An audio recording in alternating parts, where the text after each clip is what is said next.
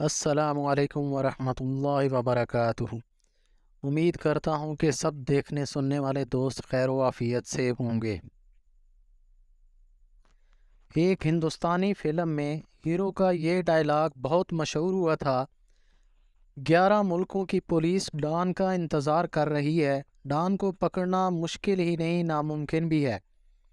فلمی ڈائلاگ کے برعکس حقیقت میں 54 برس قبل پاکستان کے 4 اضلاع کی پولیس کیل کانٹے سے لیس ایک مقامی ڈان کو پکڑنے کے لیے وادی سون کے جنگلوں اور پہاڑوں کی خاک چھان رہی تھی۔ مطلوبہ ملزم چھلاوے کی طرح غائب ہو جاتا تھا۔ 7 برسوں سے اس کا بھی یہی دعویٰ تھا کہ محمد خان کو پکڑنا مشکل ہی نہیں بلکہ ناممکن بھی ہے۔ 29 ستمبر 1995 کو طبعی موت کے باعث انتقال کر جانے والے محمد خان ڈرنال، جو عرف عام میں محمد خان ڈاکو کہلاتا تھا، کی زندگی کسی ایکشن فلم سے کم نہ تھی۔ سن 1967 کی پہلی ششمائی کے اخبارات اس کے تذکروں سے بھرے پڑے ہیں۔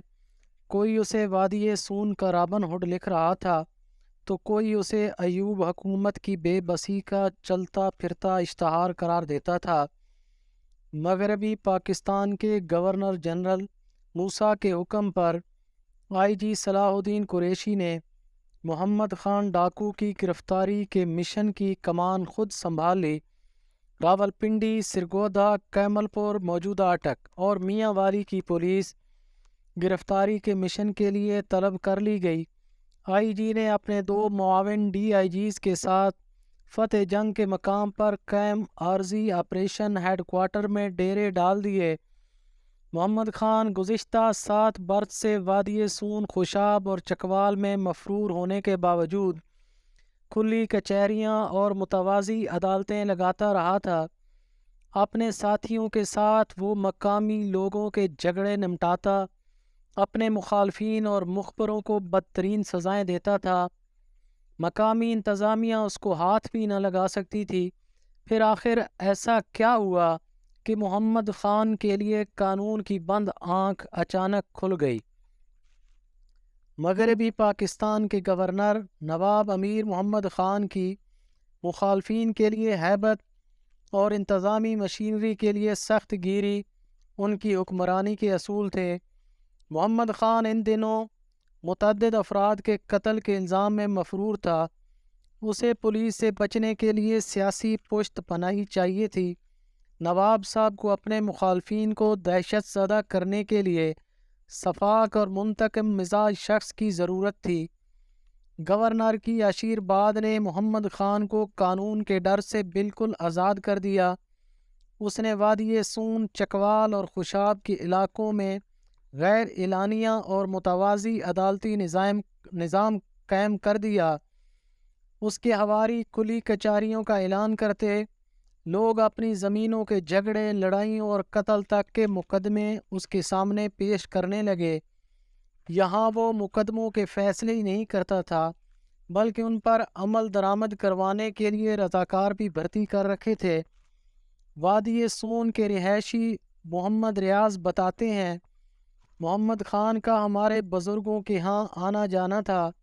مجھے میرے چچا نے بتایا کہ تحصیل خوشاب کے علاقے مردوال کے ایک شخص نے پولیس کو محمد خان کی مخبری کی۔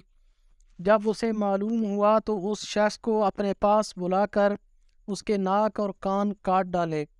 ستمبر 1966 میں گورنر محمد خان کی ایوب خان سے راہیں جدا ہو گئیں۔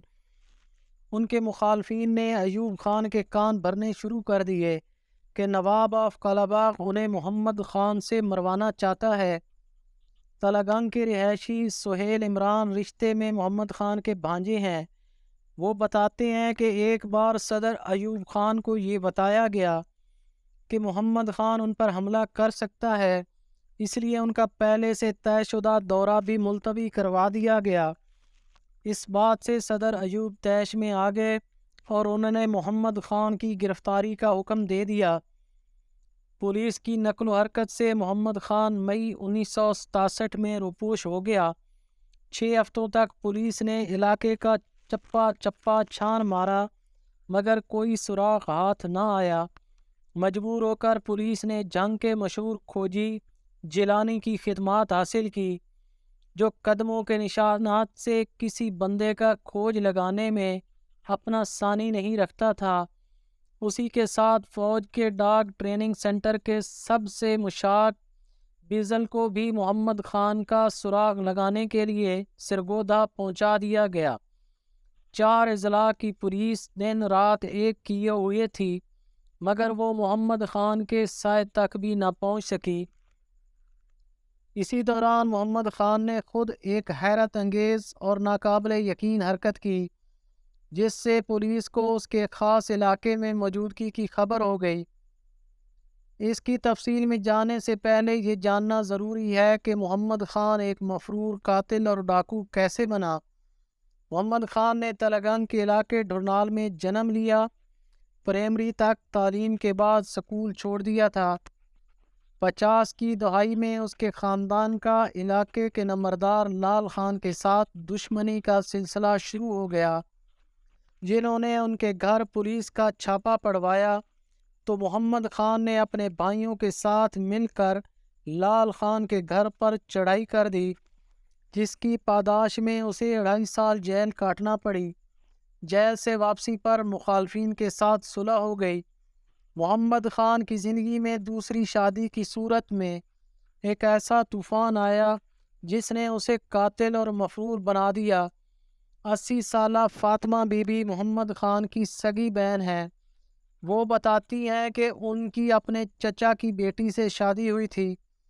اس دوران اسے اپنے مخالفین کے خاندان کی ایک شادی شدہ عورت پسند آ گئی۔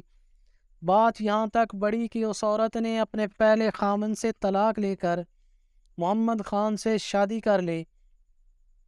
اس کے خاندان نے بدلہ لینے کے لیے محمد خان پر حملہ کیا۔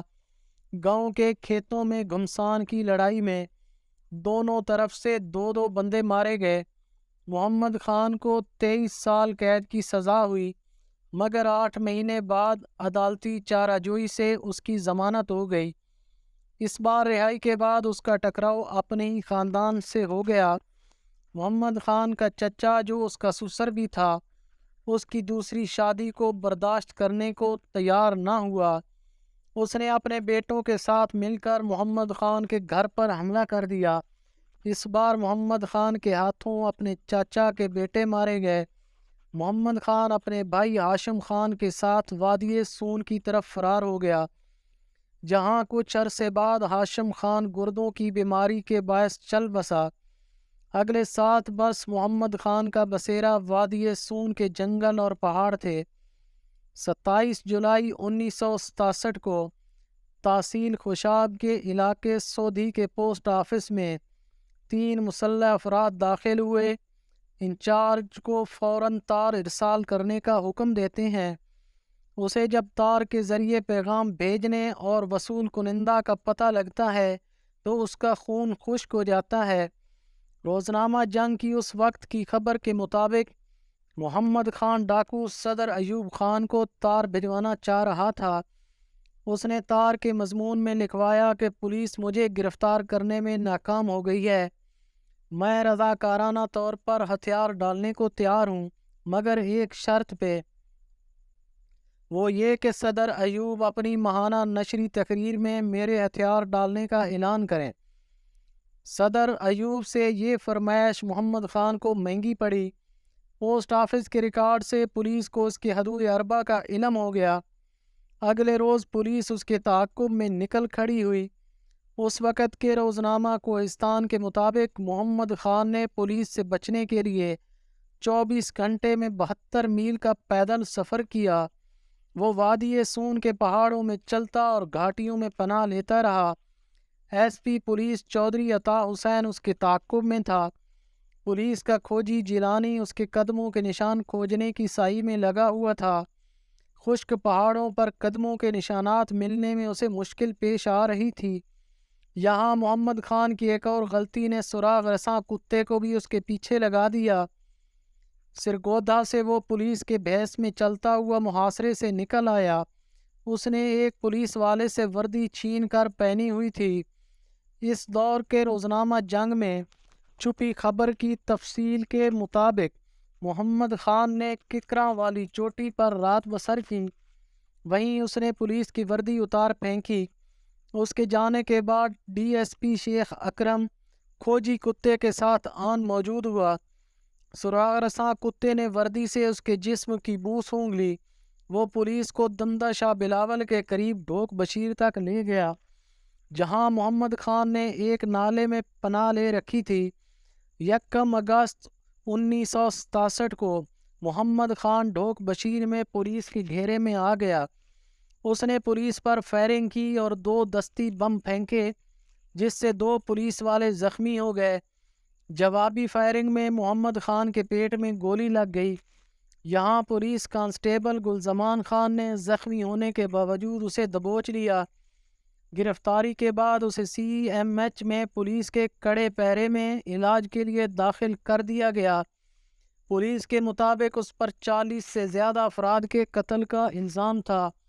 اس کی گرفتاری پر 2 مربع زمین اور 34,000 روپے نقد انعام رکھا گیا تھا۔ صحت مند ہونے پر اسے لاہور کے شاہی قلعہ منتقل کر دیا گیا، جہاں اس کی تفتیش کے لیے خصوصی ٹربیونل بنایا گیا۔ طویل تفتیش اور قانونی مراحل کے بعد اسے 6 بار سزائے موت اور 148 سال قید کی سزا سنائی گئی۔ محمد خان کی گرفتاری کا واقعہ ہی فلمی انداز کا محسوس نہیں ہوتا، بلکہ اس کی سزائے موت پر عمل درآمد معطل ہو جانا بھی افسانوی طرز کا ہے۔ 8 جنوری 1976 کو اسے تختہ دار پر لٹکانے کے انتظامات مکمل ہو چکے تھے۔ محمد خان کی بہن کے مطابق گھر والوں کو آخری ملاقات کے لیے بلا لیا گیا تھا۔ ہم لوگ اٹک جیل میں اپنے بھائی سے آخری بار ملنے کے لیے گئے۔ ملاقات کرنے والوں کا ہجوم زیادہ تھا، اس لیے ہم ہوٹل چلے گئے۔ وہاں پر ایک شخص بھاگتا ہوا آیا اور اس نے بتایا کہ پھانسی کی سزا روک دی گئی ہے۔ یہ سن کر میں خوشی کے مارے رونا شروع کر دیا۔ محمد خان کے بھائیوں نے پھانسی ملتوی کرانے کے لیے کورٹ میں اپیل کر رکھی تھی۔ سزائے موت پر عمل درآمد سے صرف 10 گھنٹے پہلے کورٹ نے پھانسی پر عمل درآمد روک دیا۔ 2 سال بعد ہائی کورٹ نے سزائے موت عمر قید میں تبدیل کر دی۔ سن 1999 میں بے نظیر بھٹو کی حکومت نے ایک آرڈیننس جاری کیا، جس کے مطابق عمر قید کے 60 سال سے زیادہ عمر کے قیدیوں کو رہائی مل گئی۔ محمد خان کو بھی اس آرڈیننس کی وجہ سے بقیہ قید سے رہائی نصیب ہوئی۔ جیل سے واپسی پر اس نے پچھلی تمام دشمنیوں کو ختم کرنے کا اعلان کر دیا، اپنے مخالفین کے ساتھ صلح کر دی۔ 29 ستمبر 1995 کو اپنی وفات سے کچھ ہفتے قبل اپنے آخری مخالف خدا بخش سے بھی صلح کر لی تھی۔ سیاسی طور پر محمد خان نے پیپلز پارٹی کا ساتھ دینا شروع کیا۔ ان کے بھانجے کے مطابق 1993 کے الیکشن میں ممتاز ٹمن کی جیت میں ان کا کردار سب سے نمایاں تھا۔ تلہ گنگ سے قومی اسمبلی کی نشست پر پیپلز پارٹی کے ٹکٹ پر حصہ لینے والے محمد ہاشم خان محمد خان کے بیٹے ہیں۔ محمد خان کے بارے میں تلہ گنگ کے گرد و نواح میں اور وادی سون سکیسر میں بہت سارے افسانوی قصے مشہور ہو گئے ہیں، جیسا کہ اپنے درینہ دشمن کا سامنا ہو جانے پر اسے نہتا دیکھ کر معاف کر دینا، مخبروں اور دشمنوں کو دن دہاڑے للکار کر لوگوں کی موجودگی میں سزا دینا، غریبوں اور ناداروں کے کام آنا۔ 1992 میں ہدایت کار کیفی نے محمد خان کے نام پر پنجابی زبان میں محمد خان کے نام سے فلم بنائی، جس میں سلطان رائی نے محمد خان کا کردار ادا کیا ہے۔ ان کے بھانجے سہیل عمران کہتے ہیں کہ فلم میں ان کی زندگی کی درست عکاسی نہیں کی گئی۔ اس کے علاوہ فلم بنانے والوں نے ان کے خاندان سے اجازت نہیں لی۔ ان کے مطابق جب محمد خان کی رہائی کی بات چل رہی تھی، اس دوران بھی ان کے بارے میں ایک فلم زیر تکمیل تھی۔ ان کے بیٹے ہاشم خان نے ہائی کورٹ سے اس فلم کے ریلیز پر سٹے آرڈر لے لیا۔ ان کا موقف تھا کہ اس فلم کی ریلیز سے ان کی والد کی رہائی کا معاملہ کھٹائی میں پڑ سکتا ہے۔ پیپلز پارٹی کے رہنما اور سابق وزیر جیل خانہ جات ملک حاکمین خان نے اپنی آپ بیتی خارزار سیاست کے شب و روز میں محمد خان کا تذکرہ کرتے ہوئے جیل میں اس سے ہونے والی ملاقات کا احوال لکھا ہے۔ حاکمین خان کے مطابق محمد خان کو اپنے کیے پر شدید پچھتاوا تھا۔ اس نے ان سے اس بات کا اظہار بھی کیا کہ اگر وہ انتقام کے بجائے برداشت کا رویہ اور راستہ اختیار کرتا تو اس کے خاندان کی بدنامی ہوتی، نہ ہی اسے اپنی زندگی جیل کی سلاخوں کے پیچھے گزارنی پڑتی۔